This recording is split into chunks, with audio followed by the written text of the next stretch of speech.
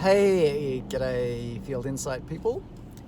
Just wanted to have a little chat about energy levels and motivation, and making sure that by the end of your goal period, whether that's 90 days or 12 months, that you're actually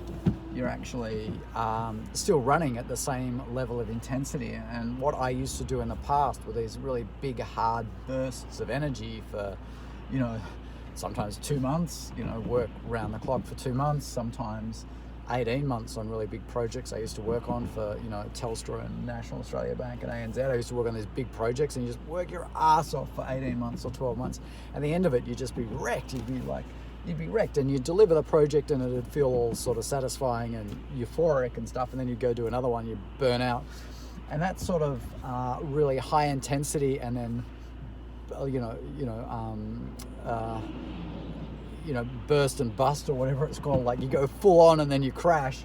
It's really, really bad for business. That is not the way customers want you to deal with them. They don't want this big burst of activity and then silence. So business is so much about systems. It's about the three pillars, software, systems, and people. But the systems and the repeated, steady, consistent delivery of those systems is where success lies.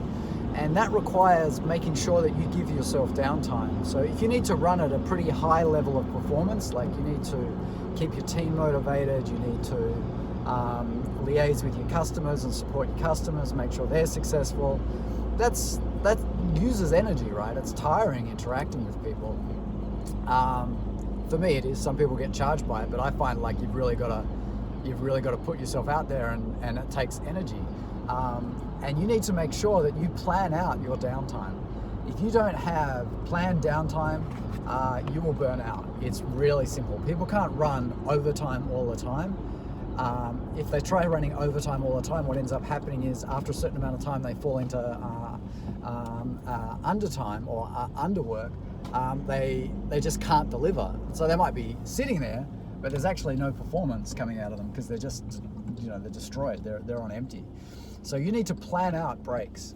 You can work really, really, really hard, and you can drive people really hard, but if you don't have the downtime planned in and scheduled in, it's not sustainable. If it's not sustainable, your business won't grow consistently or predictably. So you really need to get the downtime right as much as the uptime, right? So just work out what your cadence or your rhythm is for a year. Block out that downtime. Make sure every 2 months you're getting a long weekend, or every month, whatever intensity you run at, you work out what downtime you need to support that intensity. And also, if you've got some big activities, so you've got a big offsite for your company, or you've got a big event you've got to run, or like you've got a big conference you're running, make sure before that you've got a good week's downtime, so you are like fully charged. Like performance, it's not about just being really good. It's about preparing yourself and getting that downtime so you can run high level performance at that uptime for your company. People, software, and process, that's how you make your business successful. And your people, they need downtime. So make sure your team are looked after, make sure you're looked after, and your family's looked after, so you can run at the peak performance you want to run at. Ciao for now.